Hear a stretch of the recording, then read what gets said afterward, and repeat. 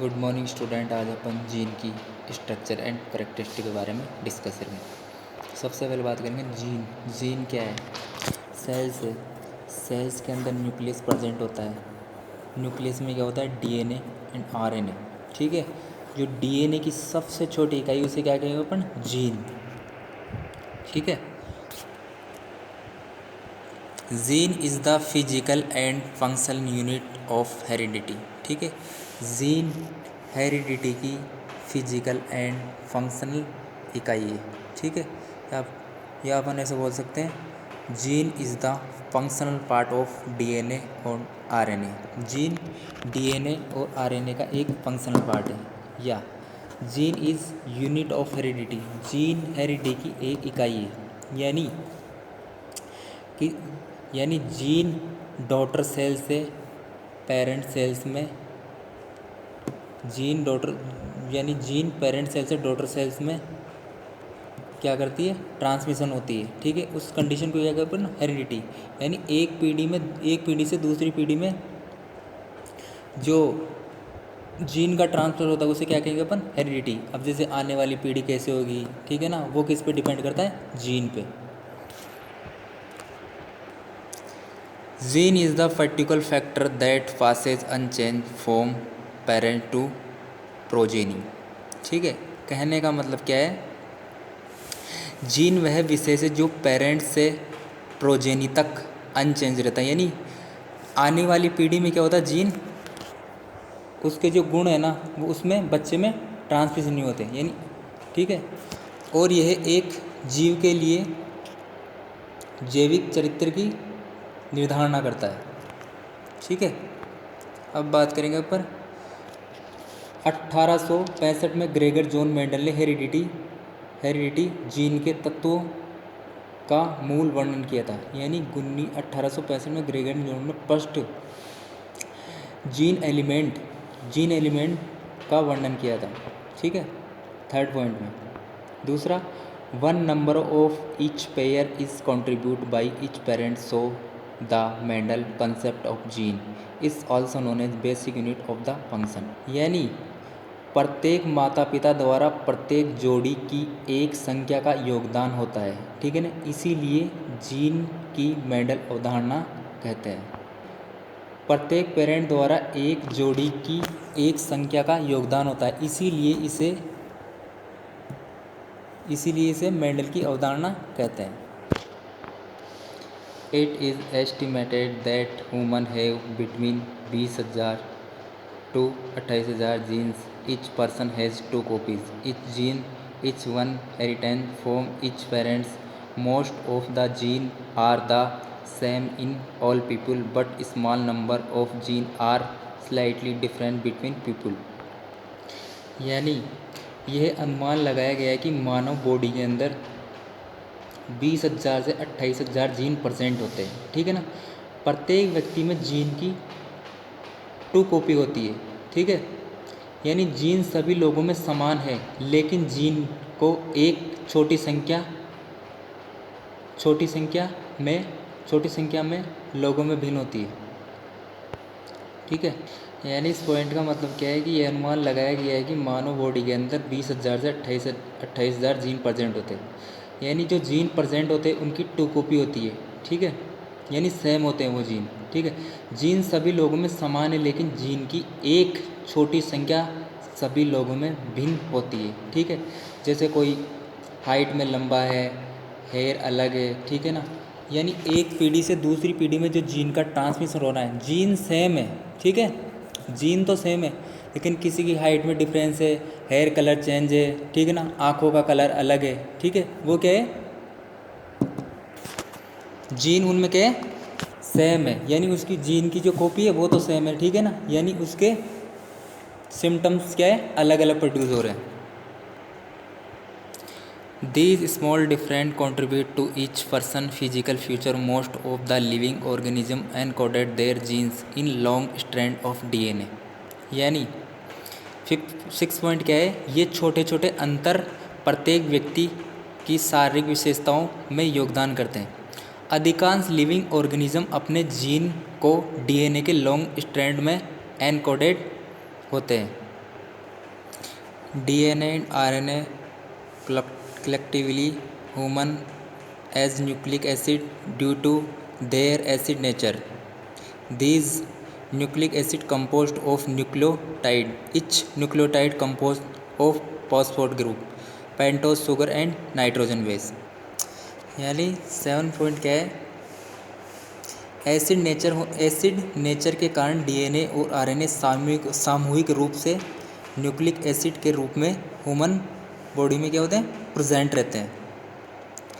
यानी nucleic acid composed होता है न्यूक्लियोटाइड से, और प्रत्येक न्यूक्लियोटाइड कंपोज्ड होते हैं फॉस्फेट ग्रुप से, जैसे pentose sugar and nitrogen base. ठीक है, नाइट्रोजन बेस किस में होता है, डीएनए के अंदर।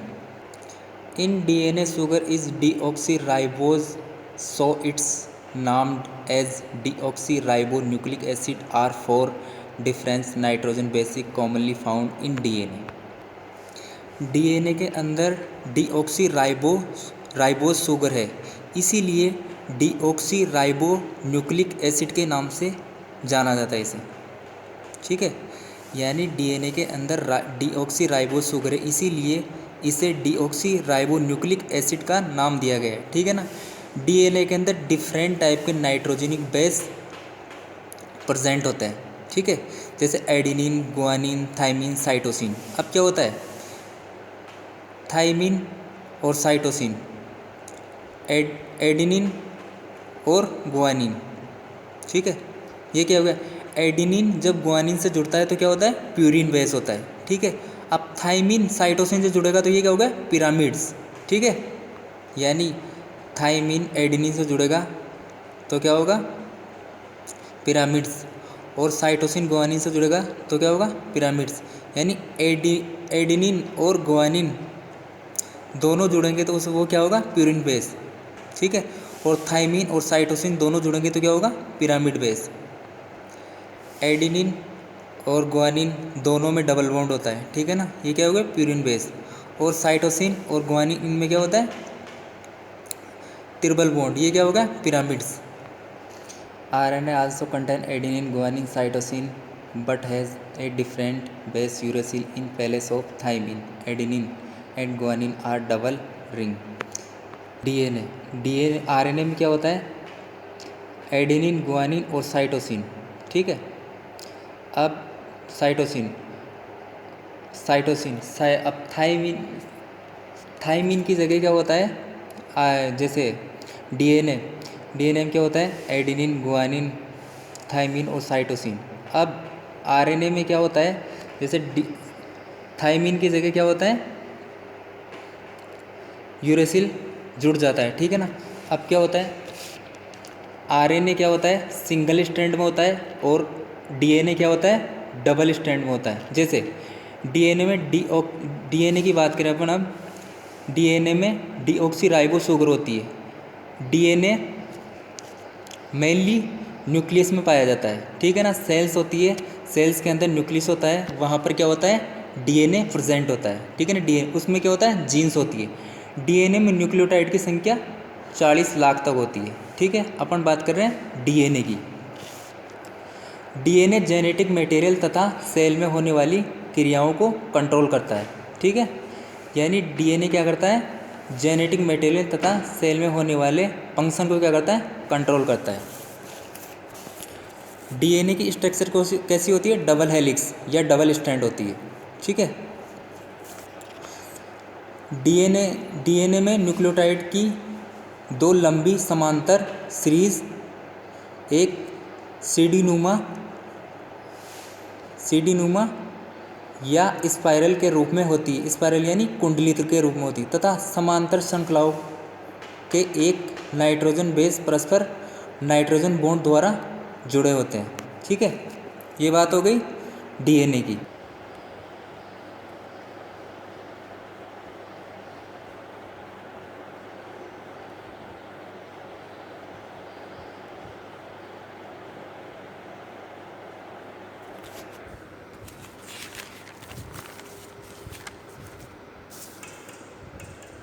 बना लीजिए एक वीडियो फ्यूज़ कर दी। अरे यार वो बंद हो जाए, 2-4 मिनट और बना लिया। यानी जब जीन एक्टिव होता है तो coding and non coding sequence की एक प्रोसेस में कॉपी किया जाता है, ठीक है, जिसे अपन ट्रांसक्रिप्शन कहते हैं। ट्रांसक्रिप्शन का मतलब क्या होता है, डीएनए से जब आरएनए बनता है उस कंडीशन को अपन क्या कहेंगे, ट्रांसक्रिप्शन। अब बात करेंगे because adenine always pair thymine and cytosine always pair with guanine diameter of DNA is about 20 angstrom distance between nucleotide 3.4 angstrom. यानी थाइमीन हमेशा साइटोसिन के साथ जुड़ा रहता है, ठीक है।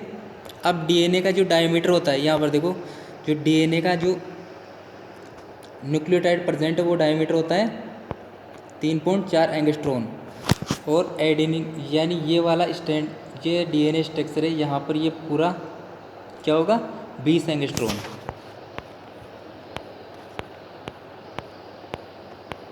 अब बात करेंगे अपन आरएनए।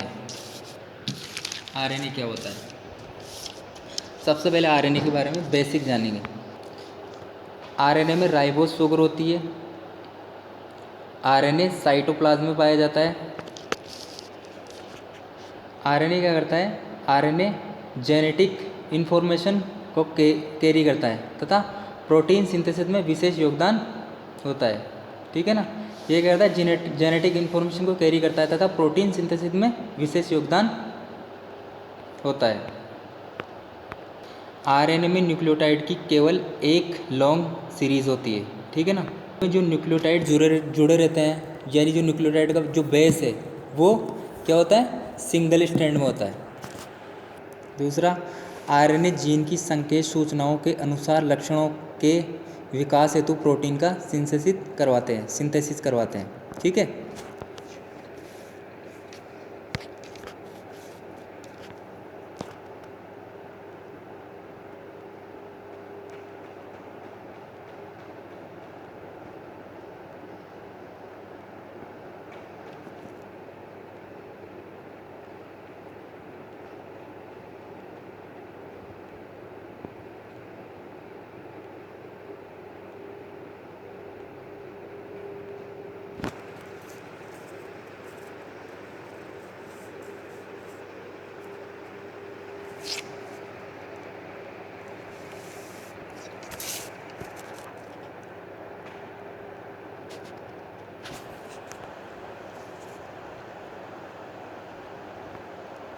अब बात करें अपन, जो वायरस होता है वो डीएनए की जगह आरएनए होता है। कुछ वायरस जेनेटिक मटेरियल डीएनए होता है, कुछ वायरस में जेनेटिक मटेरियल आरएनए होता है, ठीक है। आरएनए डबल और सिंगल स्ट्रैंड में होता है, ठीक है ना। अब बात करें वायरस डबल स्ट्रैंड में होता है, जैसे आरएनए, ठीक है ना। कुछ जैसे शुगर और नाइट्रोजन बेस, अपन कर रहे हैं वायरस की बात, जैसे शुगर और नाइट्रोजनस बेस, उसमें कौन सा बॉन्ड होता है, ग्लाइकोसिडिक बॉन्ड। अब बात करें अपन टाइप ऑफ आरएनए, ठीक है। पहला है एमआरएनए। एमआरएनए क्या होता है, जब आप एमआरएनए की बात करोगे तो आपको याद रखना है एमआरएनए सिंथेसाइज होता है, ठीक है, डीएनए से। किससे होता है सिंथेसाइज, डीएनए से। डीएनए न्यूक्लियस में प्रेजेंट होता है। डीएनए किस में प्रेजेंट होता है, न्यूक्लियस में, ठीक है। जब डीएनए किस में प्रेजेंट होता है, न्यूक्लियस में, ठीक है। ये न्यूक्लियस से बाहर नहीं आता, ठीक है ना, इसीलिए वह एमआरएनए को बनाता है। जब डीएनए न्यूक्लियस से बाहर नहीं आता तो वह क्या बनाता है, एमआरएनए। इस प्रोसेस से एमआरएनए सिंथेसिस होता है, ठीक है ना। इस प्रोसेस से क्या होता है, एमआरएनए सिंथेसिस होता है। इसे अपन क्या कहेंगे, ट्रांसक्रिप्शन, ठीक है। क्या कहेंगे, ट्रांसक्रिप्शन। जैसे एग्जांपल से मान लें, एमआरएनए क्या है, मैसेंजर, यानी इन्फॉर्मेशन कैरी करता है, ठीक है ना। जैसे किसके लिए, डीएनए से। डीएनए की जो भी इन्फॉर्मेशन होगी वो किसके पास होगी, एमआरएनए के पास। यानी एमआरएनए इन्फॉर्मेशन किसके लिए करेगा, सीक्वेंस के लिए। सीक्वेंस से क्या बनेगा, प्रोटीन। अब क्या होगा, एमआरएनए ट्रांसक्रिप्शन और डीएनए ट्रांसक्रिप्शन, यानी DNA transcription. RNA polymerase second और सेकंड डीएनए के ऊपर क्या होगी आकर एक्ट होंगे, ठीक है ना। वहाँ पर क्या होगी डिफरेंट टाइप के एमिनो एसिड या प्रोटीन क्या करेंगे, प्रोटीन के मॉलिक्यूल्स बनेंगे, ठीक है ना। अब जो प्रोटीन्स के मॉलिक्यूल्स बने उसकी सारी इन्फॉर्मेशन किसके पास रहेगी, एमआरएनए के पास, ठीक है। यानी बहुत सारे प्रोटीन जुड़कर क्या बनाएंगे, पॉलीपेप्टाइड चेन, ठीक है। अब बात करें अपन आरएनए। आरएनए क्या होता है, प्रोटीन से जो भी बनेगा वो राइबोसोम पर बनेगा, इसीलिए इसको राइबोसोम कहते हैं, ठीक है। Ribosomal RNA which is present in ribosome, यानी राइबोसोमल आरएनए किस पर प्रेजेंट होता है, राइबोसोम पर, ठीक है ना। वो बाइंड करता है एमआरएनए को, ठीक है ना। अब वो एमआरएनए को बाइंड करेगा तो वहाँ पर क्या होगा, डिफरेंट टाइप के एमिनो एसिड जुड़कर एक पॉलीपेप्टाइड चेन बनाएंगे, ठीक है ना। वहाँ जो प्रोटीन की सीक्वेंस किस पर रहेगी, राइबोसोम पर, ठीक है। राइबोसोम पर एक्ट रहेगी। राइबोसोम क्या करेगा, प्रोटीन सिंथेसिस का काम करेगा। अब बात करें अपन टीआरएनए। टीआरएनए मीन्स क्या होता है, ट्रांसफर आरएनए, ठीक है। टीआरएनए का काम क्या है, टीआरएनए का मेन काम क्या होता है, ये एमिनो एसिड को लेकर आता है, ठीक है। ये क्या करता है, टीआरएनए एमिनो एसिड को लेकर आता है, ठीक है। मतलब सारे एमिनो एसिड यानी सारे एक्टिव एमिनो एसिड जुड़कर प्रोटीन सारे, यानी टीआरएनए का मीन्स यानी सारे एक्टिवेटेड एमिनो एसिड जुड़कर से क्या बनेगा, प्रोटीन। इसे लाएगा कौन, टीआरएनए, ठीक है। ये क्या हो गया, टीआरएनए मैसेंजर आरएनए। एसआरएनए क्या है, स्मॉल न्यूक्लियर, ये किसी जीन को कोड नहीं करता, ठीक है। इसे क्या कहेंगे अपन, एसआरएनए। अब बात करेंगे अपन characteristic of gene. Gene body की स्ट्रक्चर और मेटाबॉलिज्म को क्या करता है, कंट्रोल। जीन म्यूटेशन से गुजरते हैं, जीन किससे गुजरते हैं, म्यूटेशन से, और उनकी एक्सप्रेशन को बदलते हैं। जीन क्या करता है, कैरी करता है। Gene carry the heredity information one generation to next generation, ठीक है। यानी जीन इंफॉर्मेशन को कैरी करता है किसके पास, वन जनरेशन से नेक्स्ट जनरेशन तक, ठीक है। ये क्या होगा, कैरेक्टरिस्टिक ऑफ जीन। सभी जीन डीएनए से बने होते हैं जो आरएनए वायरस की अपेक्षा करते हैं। सभी जीन किसके बने होते हैं, डीएनए एंड आरएनए के। सभी जीन डीएनए से बने होते हैं जो आरएनए वायरस की अपेक्षा करते हैं, ठीक है। जीवन की हिस्ट्री में विभिन्न चरणों का डेवलपमेंट एंड प्रोडक्शन जीन द्वारा नियंत्रित किया जाता है। यानी जीवन के इतिहास में विभिन्न चरणों का डेवलपमेंट एवं प्रोडक्शन किसके द्वारा नियंत्रित होता है, जीन के द्वारा। अब हम बात करेंगे जीनोटाइप क्या होता है। जीनोटाइप हमने पहले पढ़ा था, जीन प्रारूप, ठीक है ना। यानी जेनेटिक इंफॉर्मेशन नाइट्रोजन बेस के स्पेसिफिक सीक्वेंस में स्टोर की जाती है, ठीक है। प्रत्येक जीव की आनुवंशिक इंफॉर्मेशन स्टोर की जाती है एक जनरेशन से अनदर जनरेशन, जैसे प्रेगनेंसी। जीनोटाइप का मीन्स है, जैसे मान लो जीन प्रारूप आने वाली पीढ़ी कौन सी होगी। जैसे अब जैसे पेरेंट्स है, ठीक है ना। अब जो आने वाली संतान है, ठीक है ना, उसमें जो गुण जो कैरेक्टरिस्टिक दिखेंगे, ठीक है, वो क्या किस में दिखेंगे, वो आने वाली संतान में, यानी प्रोजेनी में, ठीक है। ये क्या हो गया, genotype. The gene determine the growth and difference of organism from single cell zygote nature adult control complex from a gene must express to proper time and place. इसमें क्या होगा, जीन डिपेंड करेगा कि आने वाली पीढ़ी में कौन से गुण होंगे। जैसे हाइट में लंबा होगा, बालों का कलर अलग होगा, ठीक है ना, वो क्या हो गया, फिनोटाइप, ठीक है। थैंक्स।